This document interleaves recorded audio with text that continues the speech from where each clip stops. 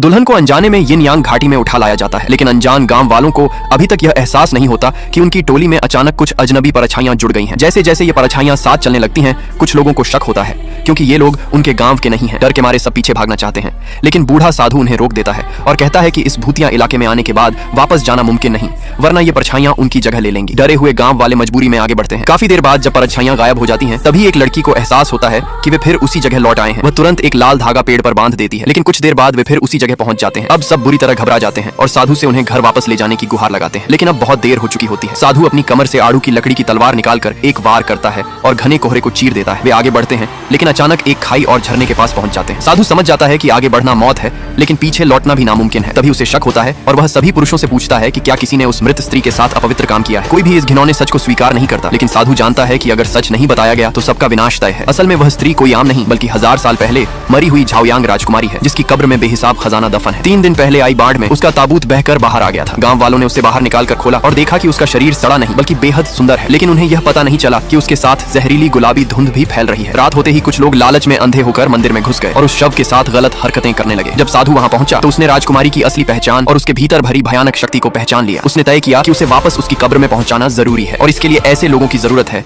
जिन्होंने उस शव को छुआ तक न हो। लेकिन गांव वाले लालच में आकर झूठ बोलते हैं ताकि कब्र में जाकर खजाना लूट सके। आधी रात को वे साधु के साथ उस खतरनाक जगह में प्रवेश करते हैं। राजकुमारी अपने साथ हुए अपमान को कैसे सह सकती थी। वह पहले कई भटकती आत्माओं को बुलाकर गांव वालों को बदलने की कोशिश करती है, लेकिन साधु की मौजूदगी में नाकाम रहती है। फिर वह उन्हें भटकाने के लिए माया जाल रचती है, जिससे वे बार बार उसी जगह फंस जाते हैं, लेकिन साधु हर बार इसे तोड़ देता है। आखिरकार जब वे खाई तक पहुंचते हैं तो साधु समझ जाता है कि अब मामला बहुत गंभीर हो चुका है। वह फिर से सबसे सच पूछता है और कहता है कि जिन लोगों ने पाप किया है उन्हें इस खाई में फेंकना ही सबकी जान बचाने का एकमात्र रास्ता है। लेकिन मौत सामने होने के बावजूद कोई भी सच मानने को तैयार नहीं होता। तभी अचानक पालकी से खून टपकने लगता है। यह देखकर सभी गांव वाले डर के मारे दूर भाग जाते हैं और साधु तुरंत आगे बढ़कर हालात का जायजा लेने लगता है।